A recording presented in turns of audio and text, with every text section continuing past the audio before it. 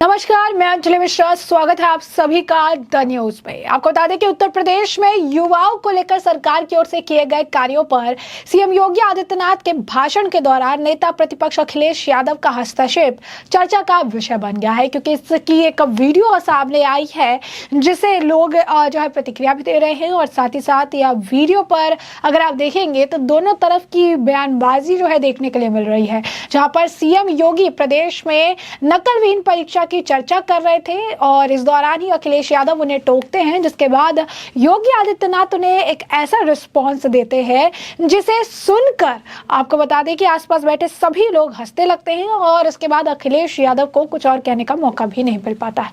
आखिर क्या हुई वार्ता और क्या था मुद्दा, जरा इस वीडियो को देखिए। देश में शिक्षक भर्ती की प्रक्रिया को पूरी ईमानदारी, पूरी पारदर्शी तरीके से संपन्न करने के लिए ही एक नया शिक्षा आयोग गठन के लिए एक बिल लेकर के आई है। और मुझे लगता है बिल पर आपको भी अपनी बात को रखने का और उस पर चर्चा करने का अवसर प्राप्त होगा। जो भी अमूल्य सुझाव आएंगे सरकार उसका स्वागत करेगी। चर्चा का क्या रहा श्री अखिलेश, माननीय अखिलेश जी। अध्यक्ष महोदय,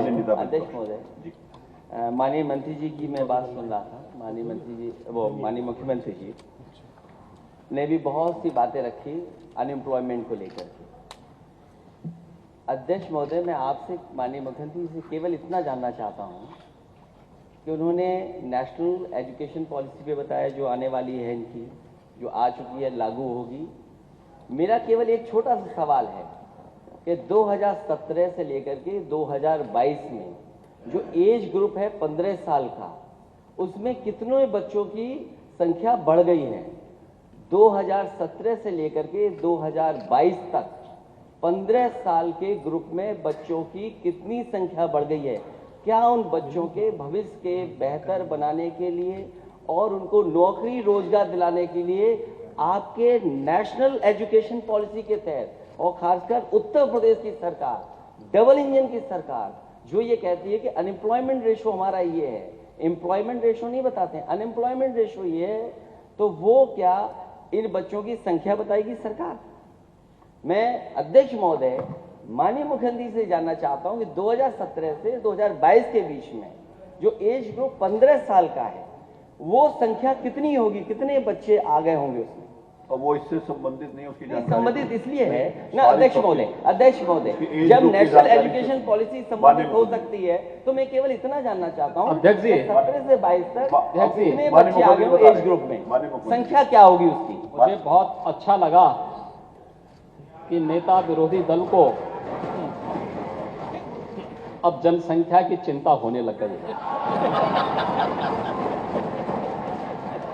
अध्यक्ष महोदय, और सवाल ये अच्छी है बात कि अगर मुख्यमंत्री जी 86 में 56 बताना चाहें तो फिर बता दो 86 में 56।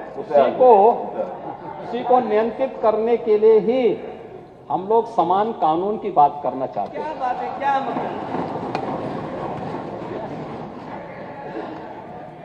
लेकिन अध्यक्ष जी, अरे आज उत्तर आज फिर आप बोले। अरे माननीय मुख्यमंत्री जी से केवल इतना जानना चाहता हूँ कि 17 से 22 में मुझे माननीय मुख्यमंत्री जवाब देने के लिए खड़ा हुआ हूँ। इतना पेशेंस रखना चाहिए कि जब मैं खड़ा हुआ, मैं आपकी बात को सुन रहा था, जब मैं खड़ा, मैं तो वही बोलने के लिए आया हूं कि आपको जनसंख्या की चिंता हो रही है। मुझे इसमें अच्छा लगा कि इसको कैसे कंट्रोल किया जाए। मैं यद्यपि पहले भी सोच रहा था कि चलिए समाजवादियों में कुछ तो प्रोग्रेस हुई है, और प्रोग्रेस देखिए अच्छा है, प्रगति के बारे में सोचना चाहिए। ये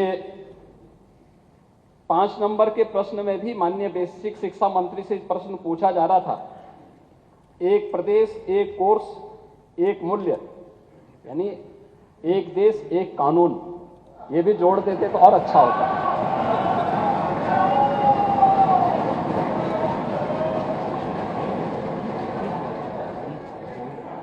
सरकार क्या कर रही है, ये तो सर्वे बताते हैं। अनएम्प्लॉयमेंट रेट, अरे उत्तर आ गया, लाइव तो नहीं है अध्यक्ष जी, ये लाइव चल रहा है क्या? लाइव चल रहा है। अच्छा, बहुत धन्यवाद आपका। लाइव। अनएम्प्लॉयमेंट रेट, ये एम्प्लॉयमेंट उपलब्ध कराने पे ही निर्भर करता है। और 2016-17 में उत्तर प्रदेश का अनएम्प्लॉयमेंट रेट 19 से अधिक था, 19% से अधिक था। और आज के दिन पर यह अनएम्प्लॉयमेंट उत्तर प्रदेश का 3 से 4 के बीच में है। ये दिखाता है रोजगार के अवसर सृजित हुए हैं, लोगों को पारदर्शी तरीके से नौकरियां मिल रही हैं, लोगों को ईमानदारी से नौकरी मिल रही है और नौकरी की कोई भी प्रक्रिया माननीय न्यायालय के द्वारा बीच में इसलिए बाधित नहीं की जाती है क्योंकि माननीय न्यायालय को भी मालूम है कि प्रक्रिया में पारदर्शिता है, प्रक्रिया में पूरी शुचिता है और पूरी ईमानदारी के साथ सरकार इस कार्यक्रम को आगे बढ़ा रही है। उत्तर प्रदेश के इस परसेप्शन के कारण ही ग्लोबल इन्वेस्टर समिट में 36 लाख करोड़ रुपए के निवेश के प्रस्ताव प्राप्त हुए हैं, जो 1 करोड़ नए नौकरी और रोजगार का सृजन उत्तर प्रदेश के अंदर करेगी। यह भी उत्तर प्रदेश के युवाओं के लिए एक अवसर है और उत्तर प्रदेश के युवाओं को तकनीकी दृष्टि से सक्षम बनाने के लिए ही 2 करोड़ युवाओं को टैबलेट और स्मार्टफोन उपलब्ध करवाए जा रहे हैं। तो जैसे कि आपने देखा और सुना कि योगी आदित्यनाथ ने कहा कि सरकार ने प्रदेश में बिना नकल के परीक्षाओं के आयोजन कराए हैं, नकल माफियाओं पर नकेल कसी गई है, समय पर परीक्षा और समय पर परिणाम जारी करने की दिशा में सरकार की ओर से विशेष इंतजाम किए गए हैं। सीएम योगी ने यह भी दावा किया कि भर्ती प्रक्रिया को लेकर पहले जिस प्रकार से सवाल उठते थे उस प्रकार की स्थिति में हम आगे निकले हैं। भर्ती प्रक्रिया के मामले में अभी कोई अपॉइंटमेंट कोर्ट में लटका हुआ नहीं है। हमने रिकॉर्ड समय में परीक्षाएं ली और रिजल्ट जारी किए। बोर्ड परीक्षाओं को भी समय पर कराने में सरकार को सफलता जो है मिली है। सिर्फ यही नहीं, आपको बता दें, नेता प्रतिपक्ष और समाजवादी पार्टी के अध्यक्ष अखिलेश यादव जो है वो सीएम योगी आदित्यनाथ को भाषण के बीच में ही दौरान ही जो है टोकते नजर आए। उन्होंने कहा कि रोजगार और शिक्षा व्यवस्था पर मुख्यमंत्री ने कई बातें कही। उन्होंने कहा कि सीएम बताइए कि 2017 से 2022 के बीच 15 वर्ष आयु वर्ग के बच्चों में कितनी वृद्धि हुई है। सरकार कई जो है नई शिक्षा नीति की बात कर रही है, लेकिन रोजगार को लेकर सरकार के स्तर पर क्या नीति है इस पर भी बताइए। उन्होंने कहा कि नौकरी के लिए सरकार की नीति और योजनाएं क्या है, कितने लोगों को नौकरी मिल रही है, नई शिक्षा नीति की तर्ज पर जनसंख्या के आंकड़ों के आधार पर अपनी क्या नीति है। अखिलेश यादव ने जैसे ही यह मुद्दा उठाया, सीएम योगी आदित्यनाथ ने इसका जवाब दिया। सीएम योगी आदित्यनाथ ने कहा कि नेता विरोधी दल को जनसंख्या की चिंता होने लगी है। यह सुनकर अच्छा लगा। उन्होंने अखिलेश यादव के हस्तक्षेप पर कहा कि नेता प्रतिपक्ष को संयम रखना चाहिए। इसके बाद उन्होंने ये भी कहा कि आप कह रहे थे तो मैं सुन रहा था, अब मैं खड़ा हो गया हूं और मुझे बोलने दीजिए। उन्हें संयम रखने की जरूरत है। इसके बाद चुटकी लेते हुए उन्होंने कहा कि एक देश एक कानून, यानी यहाँ पर यूसीसी यूनिफॉर्म सिविल कोड की बात करते हुए जो है उन्होंने कहा कि एक देश एक कानून की भी बात कर लेते हैं। सीएम योगी ने कहा कि जिस समय समाजवादी पार्टी सत्ता में थी बेरोजगारी दर 19% से अधिक थी। सीएम योगी ने कहा कि नई शिक्षा नीति पढ़कर आते तो सवाल ना पूछते, इसमें रोजगार के पाठ्यक्रम भी लागू किए गए हैं। सीएम योगी ने आगे कहा है कि राष्ट्रीय शिक्षा नीति 2020 लागू हो चुकी है। इसमें सामान्य पाठ्यक्रम के साथ साथ विभिन्न रोजगार पर पाठ्यक्रम भी लागू किए गए। राज्य सरकार इसे आगे बढ़ा रही है। इसमें paramedical, drone technology, data analysis, 3D printing जैसे 3 महीने और 6 महीने के पाठ्यक्रम भी जोड़े गए। सीएम योगी आदित्यनाथ ने जनसंख्या के मुद्दे पर अखिलेश यादव को भी घेरा। दरअसल जनसंख्या का मुद्दा भाजपा का कोर इशू है। आरएसएस और भाजपा नेताओं की ओर से समय समय पर जनसंख्या नियंत्रण कानून का मुद्दा गर्माता रहा है।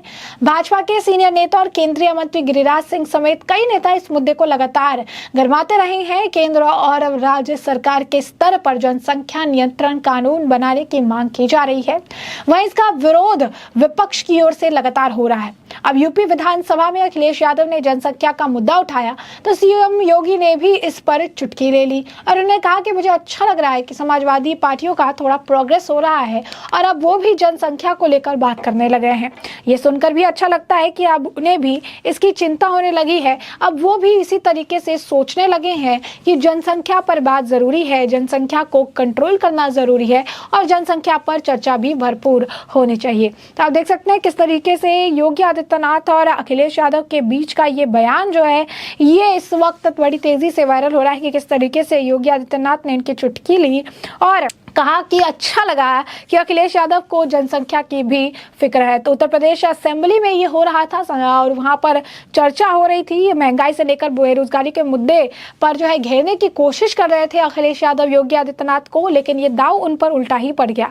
सदन के नेता योगी आदित्यनाथ ने जवाब देते हुए कहा कि प्रदेश में बेरोजगारी की दर पहले की अपेक्षा जो है कम हुई है। और इसके बाद अखिलेश यादव ने बेरोजगारी का मुद्दा बनाते हुए सवाल किया कि लगातार बढ़ रही जनसंख्या उनके भविष्य को बेहतर बनाने के लिए जो है आपकी नेशनल एजुकेशन पॉलिसी बेरोजगार लोगों की संख्या क्या बताएगी। और इसका जवाब में ही उन्होंने कहा कि मुझे इस बात पे काफी अच्छा लगा कि अखिलेश यादव को जनसंख्या की चिंता हो रही है। इसके साथ ही उन्होंने तंज कसते हुए कहा कि हम लोग जनसंख्या को नियंत्रण करने के लिए समान कानून की बात करते हैं। उन्होंने ये भी बताया कि 2016 में बेरोजगारी की दर 19% थी, जो अब घटकर 3 से 4% तक रह गई है। उनका कहना है कि ये आंकड़े दिखाते हैं कि राज्य में रोजगार के अवसर बढ़े हैं और लोगों को नौकरियां जो है मिल रही है। योगी आदित्यनाथ ने यह भी कहा कि राष्ट्रीय शिक्षा नीति 2020 भी लागू हो चुकी है और इसके तहत अब पाठ्यक्रम के साथ साथ विभिन्न रोजगार पर भी पाठ्यक्रम जो है बनाई गई है, चाहे जिसमें पैरामेडिकल हो, ड्रोन टेक्नोलॉजी हो, डाटा एनालिसिस हो, 3D प्रिंटिंग के पाठ्यक्रम जोड़े गए हैं। तो आप देखिए किस तरीके से योगी आदित्यनाथ ने अखिलेश यादव की बोलती बंद कर दी और अखिलेश जहां पर उन्हें घेरना चाह रहे थे वहां पर उनके ऊपर ही यह दाव पूरी तरीके से उल्टा पड़ता नजर आया। तो ऐसे में हमने आपको जो पूरा मामला है ये बड़े विस्तार से बताया है कि पूरा मामला क्या है, किस तरीके से योगी आदित्यनाथ और सपा प्रमुख अखिलेश यादव के बीच वार्ता हुई और ये यूपी असेंबली में हुई, जहां पर बातचीत के दौरान योगी आदित्यनाथ को घेरने का प्रयास कर रहे थे बेरोजगारी और एजुकेशन के मुद्दे पर अखिलेश यादव, लेकिन ये उनके ऊपर ही उल्टा पड़ता है, ये भारी पड़ता नजर आया। में हमने आपको जो पूरा मामला है ये विस्तार से बताया है और अब इस मामले पर आपकी भी जो राय हो हमें कमेंट सेक्शन में कमेंट करके जरूर साझा करिए। धन्यवाद।